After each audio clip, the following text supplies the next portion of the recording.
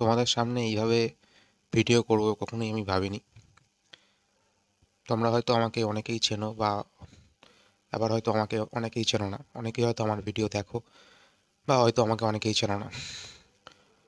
তো 2025 সালের শুরুটাই এমনভাবে আমার জীবনে আসলো যে সত্যি বলতে আমি একা হয়ে গেলাম। এবং আমি কোনোদিনও আমার নিজের পার্সোনাল লাইফ নিয়ে কখনোই আমি ভিডিও করিনি, বা আমার ইচ্ছাও করে না। কিন্তু এখন এই মুহূর্তে দাঁড়িয়ে আমি যেভাবে একা হয়ে গেছি, এবং আমার বন্ধু একমাত্র আমার মনে হচ্ছে আমার ক্যামেরাটাই। ক্যামেরা ছাড়া আমার আর কেউ নেই সেরমভাবে কথা শোনার মতো বা বলার মতো। যাই হোক, এই জন্যই ভাবলাম ভিডিওটা করি, এবং তোমরা যারা আমাকে সাবস্ক্রাইব করে রেখেছো তাদেরকে কিছু কথা বলি। 13ই জানুয়ারি সকালবেলা হঠাৎই দেখলাম দরজা খুলে যে আমার বাবা মারা গেছে। এবং সত্যি কথা বলতে আমার মা মারা যায় 2021 সালে। তার ব্রেস্ট ক্যান্সার ধরা পড়েছিল সেই সময়।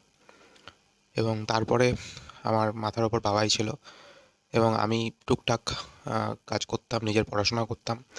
এবং যেহেতু মুভির সম্পর্কিত সিনেমা একটু ভালোবাসি, তাই জন্য সিনেমার ভিডিও রিভিউ করতাম, সিনেমা দেখতাম, রিভিউ করতাম। এইটুকুই আমার জার্নি ছিল।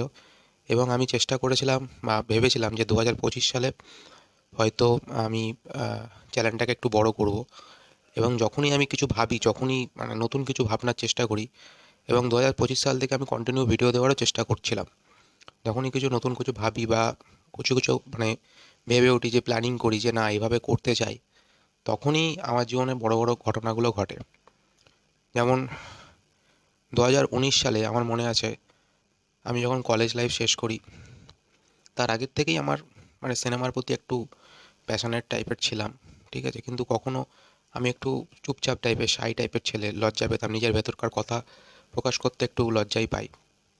সেই কারণে আমার কাউকে কখনো বলে ওঠা হয়নি যে আমি অভিনয়টা ভালোবাসি বা কিছু করি। সেই জন্য অভিনয়ের প্রতি আমার সেরকম মানে, যে বন্ধুবান্ধব দেখতাম বা অনেক যারা রয়েছে, হ্যাঁ, আমার রানাঘাটেরও কিছু বন্ধুবান্ধব রয়েছে, তারা হয়তো টালিগঞ্জে কেউ কাজ করে বা বিভিন্ন ইয়ের সাথে যুক্তও রয়েছে। তো যাই হোক, আমারও ভালো লাগতো, কিন্তু কখনোই ওই যে বলতাম, প্রত্যেকটা মানুষের তো ক্যারেক্টার অন্যরকম। আমার ক্ষেত্রে আমি একটু লজ্জা পেতাম, নিজের মনের কথা প্রকাশ করতে একটু সাই, লজ্জা এরকম ব্যাপার ছিল আমার মধ্যে। তাই আমি প্রথম আমার মাকেই বলেছিলাম যে মা, আমি এরকম কিছু করতে চাই। এবং আমি সবসময় ভাবতাম যে আমি জন্ম আর মৃত্যু তো কারোর হাতে লেখা নেই। তো আমি ভেতরে ভেতরে আমার একটাই ইচ্ছা ছিল যে আমি এমন কিছু করতে চাই, এমন কিছু কাজ করতে চাই যেটা হয়তো আমি মরে যাওয়ার পরেও হয়তো থেকে যাবে, বা মানুষ হয়তো আমাকে চিনবে, জানবে। এটা আমার সবসময় ছোটোবেলা থেকেই আমার একটা জীবনের ইচ্ছা ছিল। এবং অন্যান্য কাজের প্রতি আমার খুব একটা ইন্টারেস্টও নেই যেরকম হয় আর কি। মানে আমি বাইরের জটিলতা খুব একটা বুঝি না। সত্যি কথা বলতে, বাইরের যে রকম অনেক রকম জটিলতা আছে, মানে অনেক কাজের ভেতরেও জটিলতা আছে। সেই অনেকে আমি মিশেছি, অনেক সেলস লাইনেও কাজ করেছি, অনেক কিছু দেখেছি। তো খুব জটিলতা ব্যাপার আছে, যেটা হয়তো আমি ভিডিওর মাধ্যমে প্রকাশ করতে পারছি না। তবে যারা হয়তো কাজটা করেছো তারা হয়তো বুঝতে পারো যে একটা নর্মাল পড়াশোনা করা এবং তারপরে গিয়ে যখন কাজ করতে যাওয়া, তার মধ্যে কোন মানুষের সাথে কীভাবে কথা বলতে হবে, কোন মানুষকে কীভাবে, কোন কথাটা না বললে ভালো হয়, কোন কথাটা বললে ভালো হয়, কোন কথাটার সময় মিথ্যা কথা বলতে হয়, কোন কথাটার সময় মিথ্যা কথা বলতে হয় না। তো এই বিষয়গুলো এত জটিলতা আমার পোষায় না, আমার ভালোও লাগে না। যে যাই হোক, আমি খুব মানে অন্যরকম টাইপের, মানে যারা হয়তো আমার সাথে মিশেছো তারা হয়তো জানো। এবং ছোটোবেলা থেকে আমার সিনেমার প্রতি প্রচণ্ড মানে নেশার আর কি, মানে প্রচুর প্রচুর যেমন সিনেমা দেখতাম, মানে খুব ভালো লাগতো। বাদ বাকি খুব জিনিস যে খুব বেশি বুঝি এমনটাও নয়, মানে মনে হয় যে আমি হয়তো বুঝি না, চেষ্টা করলে সব কিছুই পারি। এবং পড়াশোনাতেও মোটামুটি ভালোই ছিলাম, তার জন্য সবাই ভাবতো যে আহ, যা হয়, বন্ধু বান্ধবরা চাকরি বাকরি করছে বা কিছু করছে, তুই হয়তো চাকরি বাকরি করবি বা কিছু। এবার আমিও চেষ্টা করেছি, চেষ্টা করিনি এমনটা নয়, বা আগামী দিনে করবো কিনা জানি না, কি হবে জানি না, আগামী দিনের কথা আমি কিছু জানি না এই মুহূর্তে দাঁড়িয়ে। তো আমিও চেষ্টা করেছি। তবে আমার এই প্যাশনটাই বেশি ভালো লাগে, বা এই প্রফেশনটাই বেশি ভালো লাগে। বাট অন্য সময় যখনই দেখি যে ওই ওই দূর প্রান্তে গিয়ে, ওই দূর প্রান্তে গিয়ে ওই করছে, হ্যাঁ, বাড়িতে আসতে পারছে না, বাড়ির লোককে দেখতে পাচ্ছে না, এরকম ব্যাপারগুলো যেগুলো হয় আর কি। তো যাই হোক, আমি 2019 সালে যখন গ্র্যাজুয়েশন, 18 সালে গ্র্যাজুয়েশন কমপ্লিট হয়, তারপরে 2019 সালে কি মনে হলো একদিন যে আমার রানাঘাটে বাড়ি, তো রানাঘাটে বাড়ির মধ্যে থিয়েটার গ্রুপে জয়েন করি। থিয়েটার গ্রুপে জয়েন করার পরে ভালোই চলছিল। তার 3 দিন পরে মায়ের ক্যান্সার ধরা পড়ে। মানে আমি যখনই নতুন লাইফ, যখন নিজের লাইফটাকে নিজের মতো করে বাঁচতে যাই বা ভাবতে যাই যে এরকমভাবে কিছু করতে যাই, তখনই এবং আমার লাইফের মধ্যে একটা বড়সড় ধাক্কা আসে। তো মা হচ্ছে আমার জীবনের বিশাল বড় একটা মানে বন্ধু ছিল, সাপোর্টার ছিল, সবসময় আগলে রাখতো আমাকে। তো আমি তো আকাশ থেকে ভেঙে পড়ি যে কী হলো ভাই, এরমভাবে মায়ের ক্যান্সার ধরা পড়লো। তো মায়ের ক্যান্সার ধরা পড়লো, সেই সময় মাকে নিয়ে ছোটাছুটি করলাম, কলকাতায় এনআরএসে সরকারি হসপিটালে ট্রিটমেন্ট করাতাম। বড় হসপিটালে ট্রিটমেন্ট করানোর মতো সামর্থ্য আমাদের ছিল না। তো যাই হোক, ট্রিটমেন্ট করাচ্ছি, করাতে করাতে মায়ের যেদিনকে অপারেশনের ডেট পড়ে আর একদিন আগে, তার ঠিক একদিন আগে লকডাউন পড়ে। এখনও মনে আছে, লকডাউন পড়ে এবং আমার প্রচণ্ড টেনশন হয় বাড়ির মধ্যে। আমি কি করব বুঝতে পারছি না, যে অপারেশনের ডেট ওটি সেই সময় তার আগের দিনেই লকডাউন ঘোষণা হয়। এবং মনে আছে 3 মাস ওরকম লকডাউনের জন্য ওটি পুরো পিছিয়ে যায়। তারপরে 3 মাস পর মোটামুটি মানে ট্রেন চলতো না, বাস চলতো। এবং আমি মাকে নিয়ে বাসে করে হসপিটালে যেতাম, বাসে করে হসপিটালে যেতাম এবং প্রত্যেকটা রিপোর্ট, প্রত্যেকটা ওষুধপত্র, প্রত্যেকটা ট্রিটমেন্ট ওইভাবেই করতাম।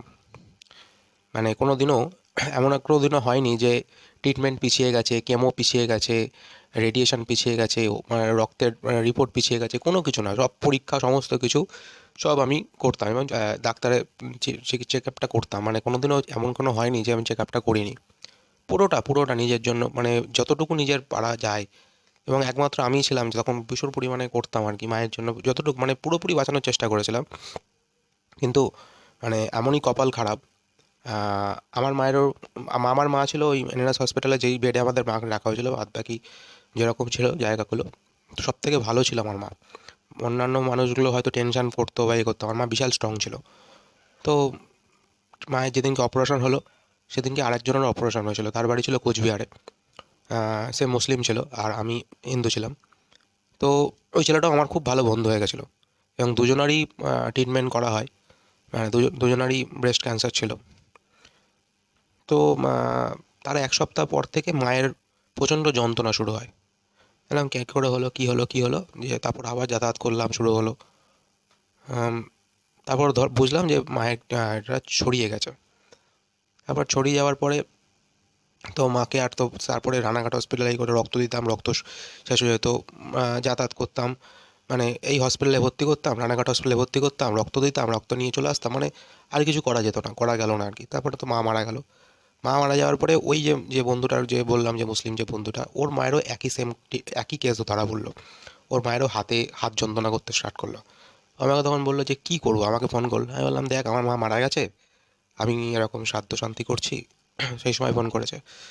তখন বলছে, আমি তখন ওকে বুদ্ধি দিলাম, তুই এক কাজ কর, তুই টাটাতে নিয়ে যা, টাটাতে নিয়ে গিয়ে যদি কিছু করা যায় তাহলে হবে। এবং একমাত্র টাটাতে নিয়ে গিয়ে ওর একটু পয়সা ঘরের ছেলে ছিল, ও টাটাতে নিয়ে গিয়ে প্রচুর টাকা খরচা করেছিল এবং ওর মা ভালো হয়ে গেছিলো। পরে জানতে পারলাম যে আমার অপারেশনটা করা সরকারি হসপিটাল থেকে ভুল হয়েছে, কারণ তারা কেটে দেওয়ার পরই তারা জিনিসটাকে ছড়িয়ে দিয়েছিল। যাই হয় আর কি, মানে এটা কি বলবো, এটা ডাক্তারের গাফিলতি বলবো, না হলে আমার কপালে ছিল, এটাই বলবো যে কাটার পরে জিনিসটা ছড়িয়ে গেল। এবং তারপর আর মাকে বাঁচানো যায়নি, মা মারা গেছিলো। এবং তারপর থেকে সংসারের প্রতি দায়িত্বটা চলে আসে, দায়িত্বটা নিই। এবং তখন আমি ভিডিও বানানো স্টার্ট করিনি, তখন আমার ভিডিও তোমরা দেখবে না এরকম কিছু। তখন আমি নর্মালি একটা জায়গায় কাজ করতাম এবং তখন আমি নিজের পড়াশোনা নিয়েই থাকতাম, যে না কিছু একটা করতে হবে লাইফে। সব কিছু ছেড়ে দিয়েছিলাম, থিয়েটার মেয়েটা সব ছেড়ে দিয়েছিলাম, অভিনয়ের প্রতি কোনো রকম কিছু ছিল না। এবং যাই হোক, পুরোপুরি ছিলাম। আহ, যাই হোক, মানে বলে না যে নিম্ন ঘরের ছেলে, স্বপ্নটা দেখতে গেলেও ভেবে চিন্তে করতে হয়। এবং বাদবাকি তো মানুষজনকে সেইভাবে সাপোর্ট কোনোদিনও মানে পেতাম না আর কি। মানে যেহেতু পয়সা টয়সা নেই, পয়সাটা একটা মূল সাপোর্ট।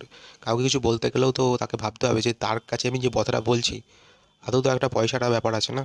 তো সেই কারণে আমি চেপেই গেছিলাম, আমি কখনো কিছু বলিনি।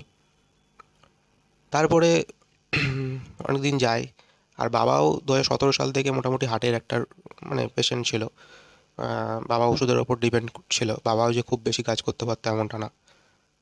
তারপরে বাবাকে নিয়েও অনেকবার গান্ধী হসপিটাল, বাড়ি, এখান থেকে কল্যাণী হসপিটাল যেহেতু হার্টের, ভর্তি করতাম, বাড়ি আনতাম, এই করতাম। তো জানুয়ারি মাসের এই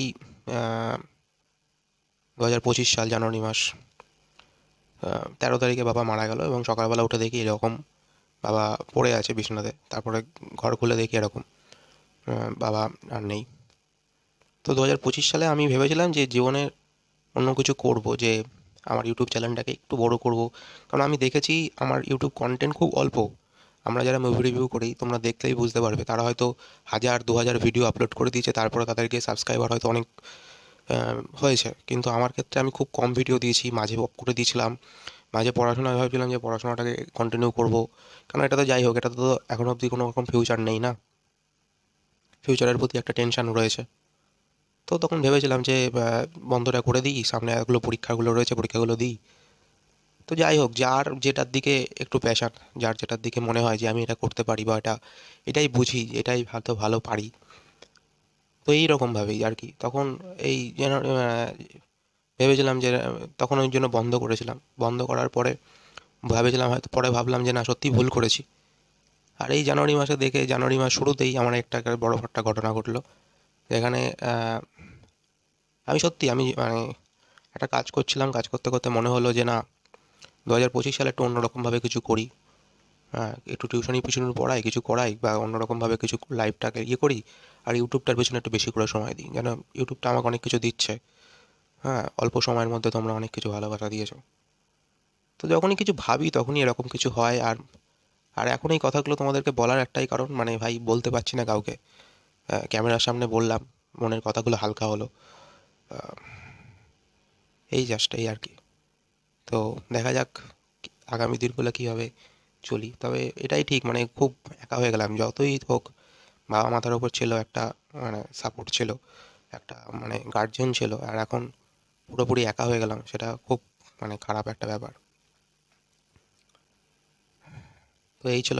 উম, চলো আজকে আর কি বলবো, এইটুকুই জাস্ট। বাই।